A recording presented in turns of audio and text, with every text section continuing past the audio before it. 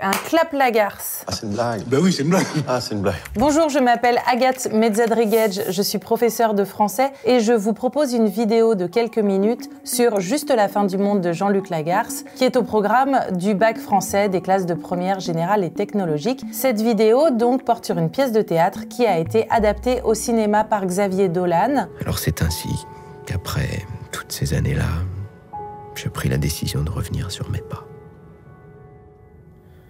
pour annoncer ma mort.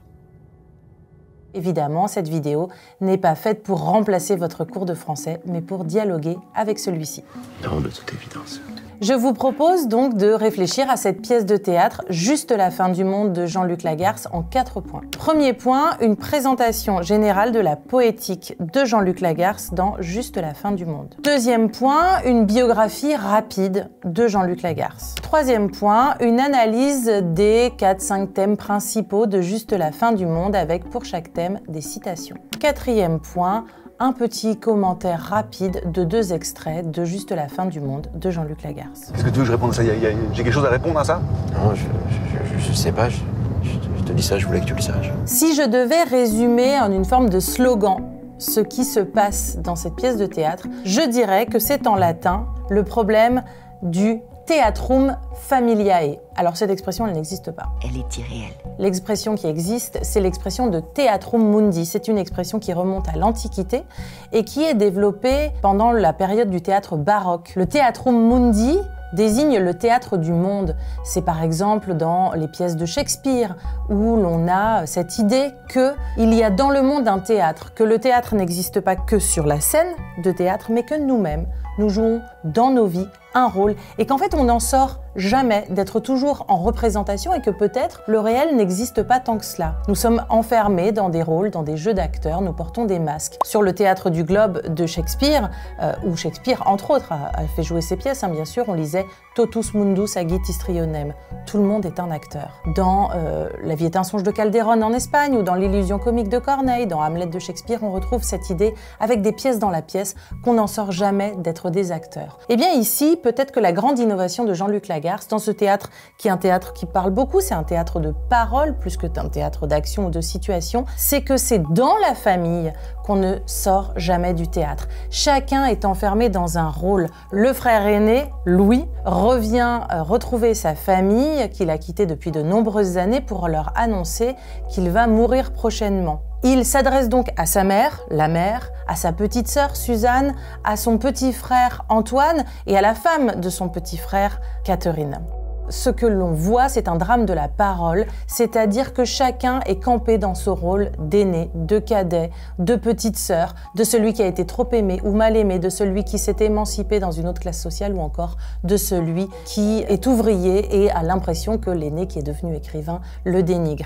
Donc c'est pourquoi, si je devais résumer cette pièce de théâtre, et je trouve que le film de Xavier Dolan le montre extrêmement bien, et c'est ce qui parfois a dérangé certains spectateurs, c'est une sorte de surthéâtralité, c'est-à-dire que les acteurs ont vraiment l'air de surjouer, mais parce que cela porte un message très important qui est que dans la famille, parfois, nous sommes réduits à des rôles stéréotypés et nous avons du mal à en sortir. Tu veux te retrouver dans cette piole de chiasse pour voir comment le ton a malmené, modifié. T'as pas un plan plus à la mort moelle pour les faire en famille, comme ça, tous ensemble, là? Il revient encore pour présenter, on va dire, la poétique générale de cette pièce de théâtre, à présenter son économie. Quand on parle de l'économie d'une œuvre, en fait, on veut dire comment les chapitres ou alors les actes sont dosés. Bien là, l'économie est assez exceptionnelle, ou en tout cas, elle n'est pas habituelle, surtout si on pense aux 5 actes d'une comédie ou d'une tragédie classique. Ici, nous avons un prologue, 2 parties de taille inégale, avec une partie beaucoup plus longue. Au milieu de ces 2 parties, un intermède. Après cet intermède et ces 2 parties, un épilogue. Le prologue et l'épilogue font dialoguer cette pièce de théâtre, chacun de 2 pages, avec le roman, puisqu'on entend le personnage principal, Louis, parler seul, une forme de monologue intérieur, mais prologue et épilogue, on trouve ça également dans le roman. Ce qui est surprenant aussi, c'est que la première partie fait 53 pages, tandis que la deuxième en fait 19. L'intermède est court, et on se demande en quoi exactement c'est un intermède. Et ce qui est encore plus surprenant, c'est que les jeux des répliques se rapprochent de la poésie, c'est-à-dire que quand on les observe, on peut avoir l'impression de voir des vers libres. Donc une forme très moderne qui montre une forme de perméabilité, c'est-à-dire ça n'est pas imperméable entre le roman, le théâtre et la poésie. Puis dernier point, évidemment, pour présenter la poétique générale de Jean-Luc Lagarce dans Juste la fin du monde, c'est le titre. Alors c'est un titre qui est arrivé après 2 autres titres possibles, Les adieux et quelques éclaircies. C'est un titre évidemment qui est teinté d'humour, mais d'un humour teinté également d'une réflexion grave sur la mort. Puisque la fin du monde, c'est celle qui attend le personnage de Louis. Quand on meurt, évidemment, le monde s'arrête pour nous. Mais avec le juste la fin du monde, comme dans l'expression finalement courante de « c'est juste ceci, c'est juste cela », qui en fait dédramatise, alors même que la fin du monde est évidemment un événement profondément dramatique. Donc cet oxymore, on va dire, cette rencontre de juste et de la fin du monde, vient à la fois produire une sorte d'humour étrange, un trait d'humour, mais un humour qui se teinte d'une réflexion profonde sur la mort et la maladie, qui ne peuvent justement pas se dire. Je tiens le coup. Oui. Deuxième point, un retour sur la biographie de Jean-Luc Lagarce qui s'étend de l'année 1957 à l'année 1995. Tout d'abord, un point sans doute important, c'est que Jean-Luc Lagarce est l'homme de théâtre contemporain, on dit encore contemporain même s'il est bientôt décédé il y a 20 ans, l'homme de théâtre contemporain le plus joué en France. Jean-Luc Lagarce, et on va voir des éléments, des résonances avec le personnage de Louis, qui est le personnage principal de la pièce, est né en province, en Haute-Saône, et dans un milieu ouvrier, et il est lui-même aussi issu d'une famille plus ouvrière qui a changé de classe sociale, qui est montée à Paris et qui a conquis un statut d'écrivain. À noter également, Jean-Luc Lagarce a monté sa première pièce en 1982. Il était également metteur en scène, pas uniquement dramaturge, et il est également à la tête d'une maison d'édition qui s'appelle Les Solitaires Intempestifs, qui est d'ailleurs l'édition que j'ai ici, qui a publié la pièce elle-même. Dans cette édition des Solitaires Intempestifs, on trouve à la fin justement un journal intime, un journal de bord de Jean-Luc Lagarce, qui évoque l'écriture de cette pièce, qui se situe en fait dans les années 90 à Berlin. Vers 1990, il commence à l'écrire, après avoir appris en 1988 sa séropositivité. On retrouve donc des traces, des échos entre la destinée de Louis, dans la pièce, et l'écrivain Jean-Luc Lagarce, même si Louis ne dit jamais de quoi il va mourir, on devine par certains éléments implicites du texte que c'est lui aussi de cette épidémie de sida qu'il est atteint. Plus tard, l'année d'après, j'allais mourir à mon tour. Donc Jean-Luc Lagarce meurt en 1995, 7 ans après avoir appris sa séropositivité. Cette séropositivité, il en parle dans d'autres livres, dans des récits autofictionnels. C'est par exemple L'apprentissage en 1994 qui raconte le retour à la vie après un coma, Le bain qui raconte les soins auprès d'un ami mourant, ou encore Le voyage à la haie en 1997.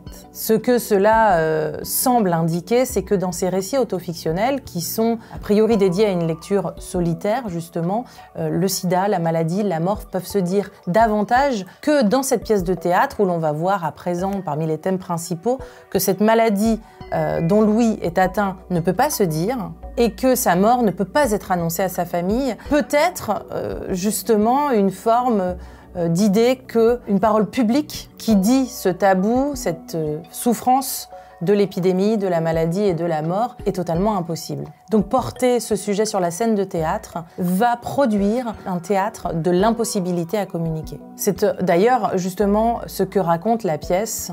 La mort ne peut pas se dire à nos proches, la mort ne peut que très difficilement faire l'objet d'une parole représentée, d'une parole publique. La mort aussi, elle est ma décision. Et mourir vous abîme, et c'est vous abîmer que je veux. Je meurs par dépit, je meurs par méchanceté et mesquinerie. J'en arrive donc à mon troisième point, justement, avec ce thème-là et les autres, les thèmes principaux de la pièce de théâtre Juste la fin du monde de Jean-Luc Lagarce. Tout d'abord, le premier thème, c'est le thème du retour. Ce thème du retour, il était présent dans d'autres œuvres de Jean-Luc Lagarce. Dans J'étais dans ma maison et j'attendais que la pluie vienne en 1994 et dans Le pays lointain en 1995. En fait, ce thème du retour, d'un homme qui retrouve sa famille, elle a été peut-être empruntée à d'autres auteurs, mais surtout le grand texte sur ce point, c'est évidemment l'Évangile selon saint Luc. Donc dans la Bible, dans le Nouveau Testament, il est question du retour d'un frère. Il y a aussi un frère aîné et un frère cadet. C'est la parabole du fils prodigue. Alors qu'est-ce que c'est qu'une parabole ? C'est un récit qui donne à penser que Jésus racontait à ceux qui écoutaient son enseignement. Dans cette parabole du fils prodigue, un prodigue, c'est quelqu'un qui est dans la prodigalité.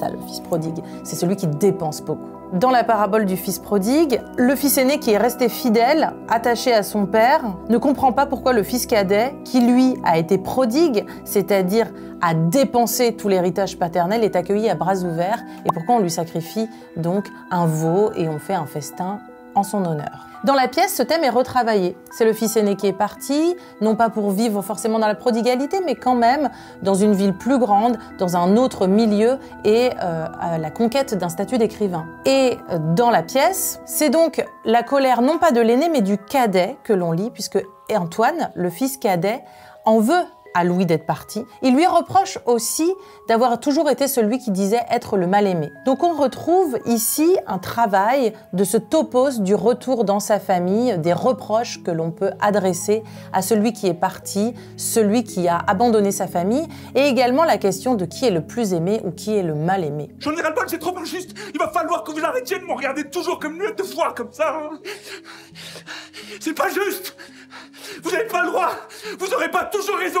Vous pouvez pas toujours être contre moi. Vous pouvez pas me faire ça. Dans la première partie, Louis dit qu'il a compris au réveil qu'il était en fait aimé. Alors qu'Antoine, dans la deuxième partie, lui reproche d'avoir toujours dit qu'il était le mal-aimé. Donc un retravail de ce thème du retour d'un fils qui a quitté sa famille et de la question de qui est le plus aimé dans la famille. Le deuxième thème est profondément lié au thème du retour, c'est le thème de la famille. Cet archétype de la famille qui vit un dimanche joyeux, un peu comme on pourrait dire la famille Ricoré dans la publicité, c'est la mère qui le convoque. Première partie, scène 4, elle veut absolument raconter comment le dimanche, la famille passait des pique-niques ensemble. Donc il y a en fait ce fantasme de la famille idéale et ce fantasme ne sera jamais révélé sur la scène de théâtre puisqu'il n'y aura qu'une succession de disputes ou de paroles empêchées entre les membres de la famille. On se rend compte très vite que Louis ne connaît pas ses neveux et nièces, les enfants d'Antoine et de Catherine. Suzanne lui reproche aussi de ne pas savoir où il vit. Et Antoine dit même à Louis dans la partie 2, scène 3, « Car tu le voudrais, tu ne saurais plus t'en défaire, tu es pris à ce rôle. » Tout ton soi-disant malheur n'est qu'une façon que tu as toujours eu et que tu auras toujours, car tu le voudrais, tu ne saurais même pas t'en défaire, tu es pris à ce rôle. Donc chacun s'enferme dans le rôle qu'il a l'habitude de jouer dans la famille. Antoine le dit ensuite, toujours dans cette deuxième partie, « Je dus encore être le responsable. » Tu es dans le rôle de celui qui ne se croit pas aimé, moi je suis dans le rôle de celui qui doit être responsable. Suzanne, elle, qui fait en fait quasiment une première rencontre de ce frère qui est parti quand elle était très jeune, lui dit « Je pense que tu es un homme habile, un homme qu'on pourrait qualifier d'habile, un homme plein d'une certaine habileté. » Je pense que tu es un homme habile. Oui, un homme qu'on pourrait qualifier d'habile, un homme plein d'une certaine habileté. Donc on voit comment la famille, au lieu d'être le lieu du soutien, du réconfort, avec ce fantasme, comme je le disais, de la famille Ricoré que la mère évoque dans les dimanches après-midi qu'il passait auparavant, eh bien on voit comment la famille est ici au contraire le lieu d'auto-stéréotypes, qu'on ne cesse d'étiquettes, qu'on ne cesse de se donner les uns aux autres et d'une impossibilité à sortir de ce rôle. C'est bien le theatrum familiae, le théâtre de la famille. On ne parvient pas à dépasser le rôle dans lequel on s'est enfermé et finalement on a de plus en plus de mal à communiquer. On en arrive donc à mon troisième thème, l'épanorthose ou l'impossible communication. Qu'est-ce que c'est que ça? Que ça veut dire que ceci? L'épanorthose, c'est un mot compliqué qui vient du grec, qui est une figure de style en fait. C'est la figure de style qui consiste à se corriger. Je produis une phrase et puis je la reprends pour l'améliorer. En fait, l'épanorthose est présente du début à la fin, de juste la fin du monde de Jean-Luc Lagarce. Nous, on va aller donc dans cette première partie, scène 3, page 37. Voici ce que dit à Suzanne, qui reproche à Louis de n'avoir fait qu'envoyer des petites lettres, d'ailleurs des lettres pas très fournies, alors même qu'il est écrivain, et de les avoir abandonnées. C'est drôle quand même que tu écrives toujours sur des cartes postales, comme si t'étais toujours en vacances, comme si tous les facteurs pouvaient voir ce que t'écris, comme si... Enfin, je sais pas, tu laisses les gens voir ce que t'écris d'important, toi. Parfois, tu nous envoies des lettres. Ce ne sont pas des lettres, qu'est-ce que c'est? De petits mots, juste des petits mots. Une ou deux phrases, rien. Comment est-ce qu'on dit? Elliptique. Parfois, tu nous envoyais des lettres elliptiques. Ça, c'est que les miennes.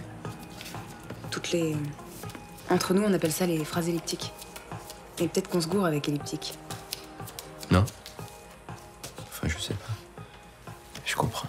Donc on voit là la phrase « Parfois tu nous envoyais des lettres elliptiques » en train de se faire par des mécanismes d'autocorrection permanents de la parole. Catherine, aussi la femme d'Antoine, ne cesse de s'auto-corriger. On le voit très bien dans le jeu de Marion Cotillard dans le film de Xavier Dolan. Vous les auriez appelés Louis? Enfin, rien n'empêche, hein, Antoine? Autre exemple d'épanorthose, par exemple, c'est lorsque Louis reconnaît qu'il ne connaît pas les enfants de son frère Antoine. Cela ne m'ennuie pas du tout ça, mes filleuls, neveux, mes neveux, ce ne sont pas mes filleuls. Mes neveux, nièces, ma nièce, ça m'intéresse. Donc on voit là aussi la parole qui ne cesse de se reprendre pour trouver le bon mot, pour trouver exactement la phrase qui serait appropriée par des mécanismes d'épanorthose. Parallèlement à ces mécanismes d'épanorthose, les personnages souvent font le constat de la difficulté à s'exprimer.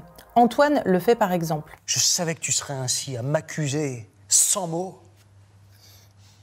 Et te mettre debout devant moi et m'accuser sans mots. Je te plains et j'ai de la pitié pour toi. C'est un vieux mot, hein. Oui, c'est un vieux mot. J'ai de la pitié pour toi. Et de la peur aussi. Et de l'inquiétude. Et malgré toute cette colère, j'espère qu'il ne t'arrive rien de mal.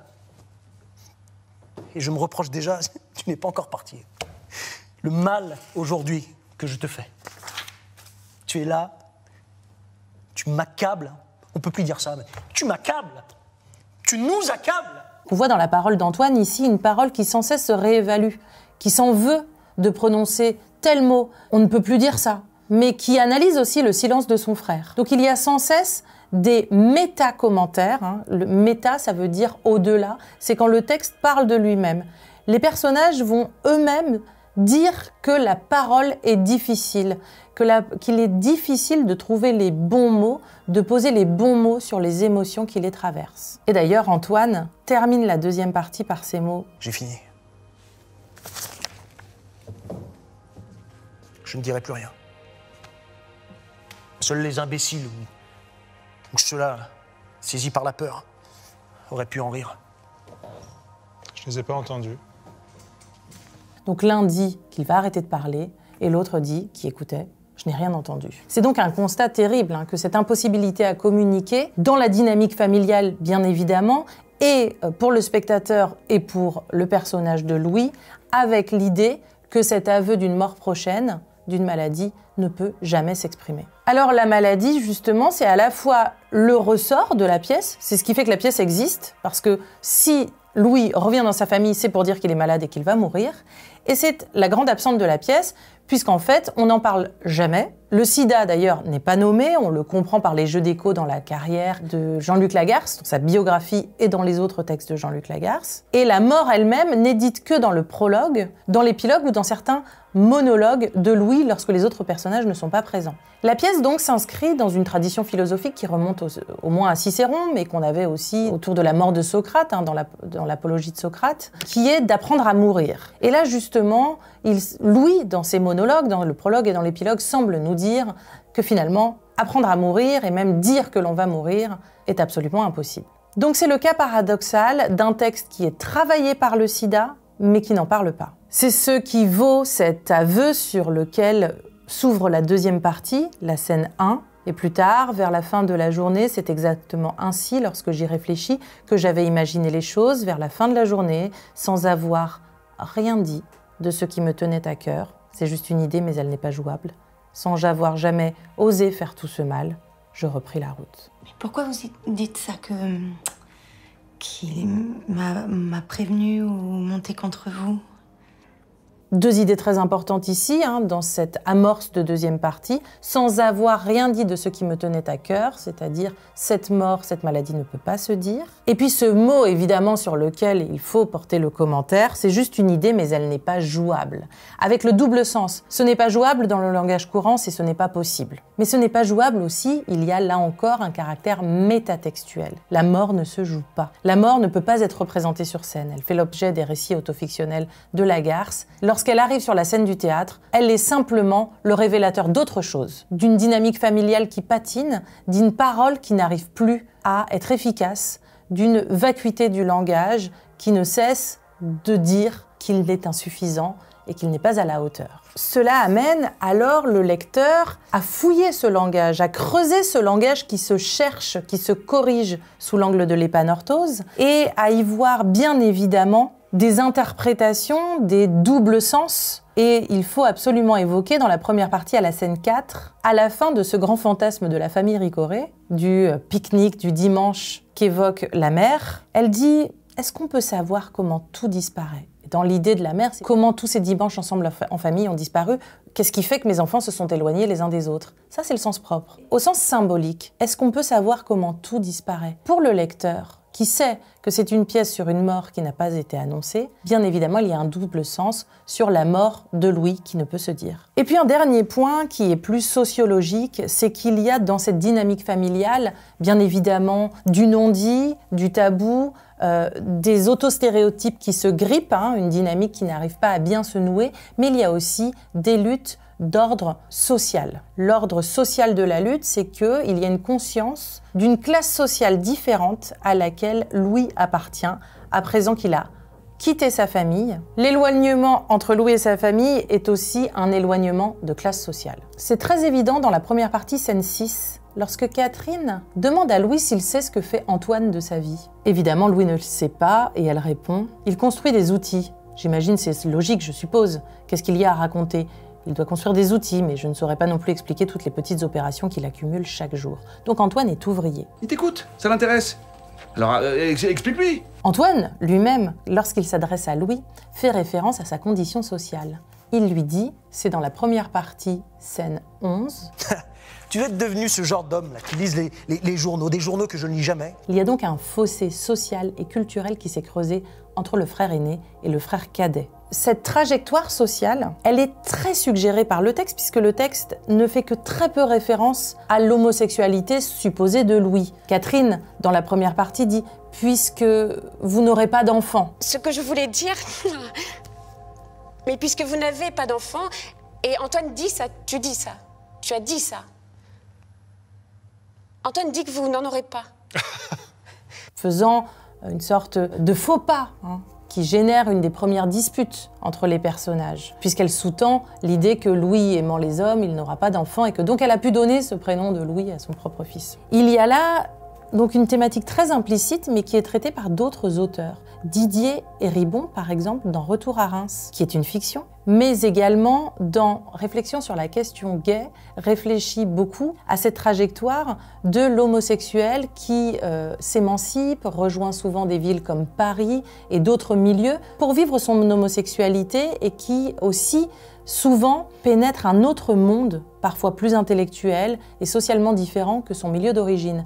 Un autre auteur évidemment contemporain, beaucoup plus jeune qu'il évoque, c'est Édouard Louis, qui, avec En finir avec Eddie Bellegueule, raconte comment, à la manière d'Annie Ernaux, il est un transfuge de classe, mais comment cette idée de transfuge de classe est adossée à la question de l'homosexualité. Cette question, donc, de la distance sociale entre les membres de la famille est bien évidemment un autre thème qui creuse le texte et qui explique ces impossibilités à se parler. J'ai quelque chose à vous dire. Des choses, en fait.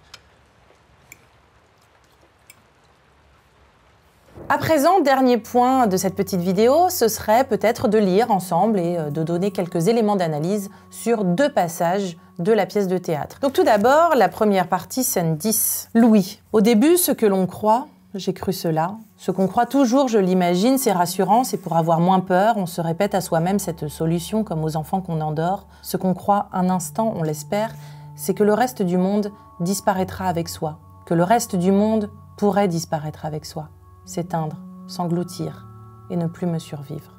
Tous partir avec moi et m'accompagner et ne plus jamais revenir, que je les emporte et que je ne sois pas seule. La question du titre est convoquée évidemment juste la fin du monde, c'est-à-dire ce souhait que le monde s'arrête en même temps qu'il s'arrête pour nous, qu'il s'arrête pour tout le monde, qui est la question bien évidemment de l'articulation du sujet, parce que quand je serai absent au monde, le monde continuera d'exister. Bien évidemment une explication du titre, c'est pour ça que cette scène me semble très importante, et puis aussi, comme je le disais, finalement, les scènes chorales ne permettent jamais d'aborder la question de la mort, ce ne sont que dans les monologues, comme dans celui-ci, que cette question de la mort prochaine de Louis peut se poser dans le prologue, dans l'épilogue et dans ce monologue. Ensuite, mais c'est plus tard, l'ironie est revenue, elle me rassure et me conduit à nouveau. Ensuite, on songe, je songeais. On songe à voir les autres, le reste du monde, après la mort. On les jugera. Donc là, on retrouve bien évidemment le mécanisme de l'épanorthose. On songe, je songeais, on songe. Est-ce que ma pensée est celle de tout le monde? Est-ce que je peux généraliser mon propos avec cette alternance entre le on et le je? On les jugera, avec une référence évidemment détournée au jugement dernier, dans une tradition par exemple chrétienne, où il y aurait à la fin de la vie, après la mort, un jugement entre les bons et les mauvais. On les imagine à la parade, on les regarde, ils sont à nous maintenant, on les observe et on ne les aime pas beaucoup. Les aimer trop rendrait tristes et amers et ce ne doit pas être la règle. On les devine par avance, on s'amuse, je m'amusais. On les organise et on fait et refait l'ordre de leur vie. On se voit aussi allongés, les regardant des nuages. Je ne sais pas, comme dans les livres d'enfants. C'est une idée que j'ai. Donc on voit ici une évocation poétique dans les nuages, à travers le regard aussi de la mort, tel qu'un enfant se la représenterait. Évidemment, un texte très émouvant sur cette mort qui est là, qui le presse, qui ne peut pas se dire et qui pourtant, au plus profond de lui-même, se dit de façon finalement très simple, très infantile. Que feront-ils de moi lorsque je ne serai plus là ? On voudrait commander, régir, profiter médiocrement de leur désarroi et les mener encore un peu. On voudrait les entendre, je ne les entends pas, leur faire dire des bêtises définitives et savoir enfin ce qu'ils pensent. On pleure, on est bien, je suis bien. Parfois c'est comme un sursaut, parfois je m'agrippe encore, je deviens haineux et enragé. Je fais les comptes, je me souviens, je mords, il m'arrive de mordre. Ce que j'avais pardonné, je le reprends. Un noyé qui tuerait ses sauveteurs, je leur plonge la tête dans la rivière. Je vous détruis sans regret, avec férocité. Je dis du mal, je suis dans mon lit, c'est la nuit. Et parce que j'ai peur, je ne saurais m'endormir. Je vomis la haine, elle m'apaise et m'épuise. Et cet épuisement me laissera disparaître enfin. Donc on voit ici dans ce monologue intérieur, ces pensées de celui qui s'apprête à mourir, d'abord une forme de sagesse d'apprendre à mourir, puis un sursaut de la pulsion de vie, de la colère, de la détestation de ses contemporains que l'on peut avoir, qui en fait réveille Louis et qui donne une vision extrêmement aiguë d'un homme qui sait sa mort arriver et qui alterne entre ce qu'un Freud appellerait Eros et Thanatos, Sigmund Freud, le célèbre psychanalyste, et qu'on peut simplement dire une alternance entre l'acceptation de la mort prochaine avec sérénité et puis un regain de vie, un regain de dynamisme. Donc cette première partie, scène 10, me semble très importante pour voir qu'ici, à mi-chemin dans l'économie de l'œuvre, la question de la mort se pose par un monologue intérieur extrêmement grave pour ne pas évidemment réduire la pièce à un drame familial où la mort ne peut pas se dire. Elle est dite, mais elle est dite dans des pensées intérieures. Elle ne peut pas être révélée en dehors de l'intime. Donc c'est une longue scène, un monologue psychologique difficile qui nous rappelle combien il est difficile d'apprendre à mourir et même combien on n'apprend pas à mourir. Je sais pas pourquoi il a dit ça. Je comprends pas pourquoi t'as dit ça. C'est méchant. Enfin, méchant non, mais déplaisant. L'autre passage qui me semble important, c'est aussi un passage, l'intermède, qui lui aussi est assez exceptionnel dans l'économie de la pièce. Alors un intermède, qu'est-ce que c'était par exemple à l'époque de Molière ou de Racine? Dans Le Bourgeois gentilhomme, qui est une comédie-ballet, il y a un intermède et où on avait justement des ballets avec des musiques de Lully, avec de grands spectacles.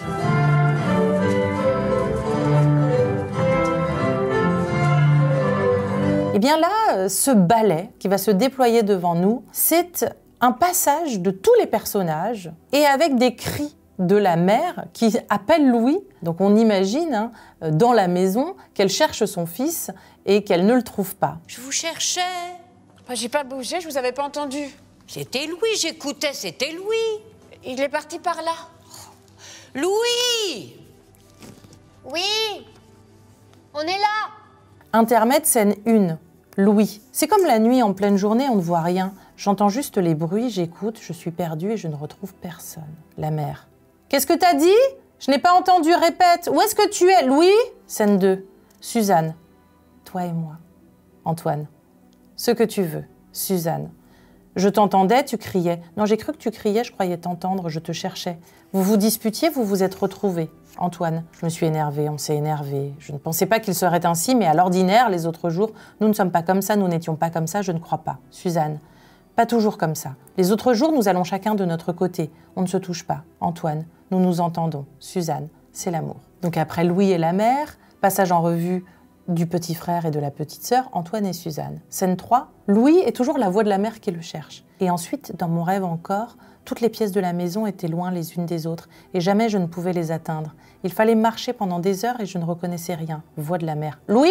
Louis. Et pour ne pas avoir peur, comme lorsque je marche dans la nuit, je suis enfant, et il faut maintenant que je revienne très vite, je me répète cela, ou bien plutôt je me le chantonne pour entendre juste le son de ma voix, et plus rien que cela, je me chantonne que désormais, la pire des choses, je le sais bien, la pire des choses serait que je sois amoureux. La pire des choses, que je veuille attendre un peu. La pire des choses. La pire des choses, que je veuille attendre un peu. La pire des choses... Donc on voit ce monologue intérieur de Louis sur la mort prochaine, avec cette réflexion totalement poignante, désespérée, que la pire des choses serait de tomber amoureux, bien évidemment, puisque sa mort arrive, se dit sur fond de familles qui passent, mais qui passent très rapidement. Et c'est cela, l'héritage peut-être de l'intermède de la comédie-ballet. C'est un ballet familial qui tourne autour de Louis avec cette pensée intérieure absolument désespérante que la mort arrive. Ce que je ne comprends pas. Moi non plus. Tu ris? Je ne te vois jamais rire. Ce que nous ne comprenons pas. Antoine? Oui. Ce que je ne comprends pas et n'ai jamais compris. Et peu probable que je ne comprenne jamais. Que je ne comprenne jamais. Louis! Oui, on est là. Ce que tu ne comprends pas? C'était pas si loin. Il aurait pu venir nous voir plus souvent.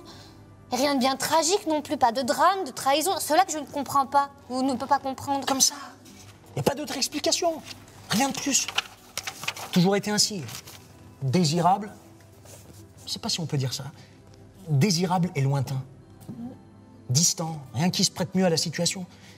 Parti et n'ayant jamais éprouvé le besoin ou la simple nécessité. Donc on voit ici qu'Antoine et Suzanne, le petit frère et la petite sœur, en fait résument ce qui s'est déjà dit, que l'aîné est parti, qu'on ne comprend pas pourquoi il les a abandonnés, trahis. La mère ne cesse d'hurler qu'elle ne les trouve pas. Catherine aussi, la femme d'Antoine, crie à travers la maison parce qu'elle les cherche également. Et voici Catherine donc qui arrive. Où est-ce qu'ils sont? Qui? Eux, les autres? Je n'entends plus personne. Où est-ce qu'ils sont? Qui? Bah eux, les autres, j'entends plus personne. Et on va avoir un chassé-croisé dans cet intermède qui dure encore 2 pages, des personnages qui se courent après, comme un condensé de cette famille qui est empêchée dans ses auto-stéréotypes et dans sa parole, alors même que Louis, lui, est dans sa pensée intérieure de la mort qui s'annonce. Et la parole la plus suggestive qui annonce la fin, mais aussi le titre, juste la fin du monde, elle est donnée à la mère. À la fin, la mère qui crie depuis le début de l'intermède « Louis, où es-tu » retrouve Louis. Louis lui dit « J'étais là, qu'est-ce qu'il y a ?» La mère « Je ne sais pas, ce n'est rien, je croyais que tu étais parti. » J'étais là, qu'est-ce qu'il y a? Je sais pas. C'est rien, je croyais que tu étais parti. Et là, évidemment, il faut entendre dans « Je croyais que tu étais parti » une forme d'ironie tragique. C'est-à-dire que, tragiquement, elle dit évidemment ce qui va se passer, puisque Louis va partir. Il va partir dans l'euphémisme de mourir. Il va mourir, mais il ne peut pas leur dire.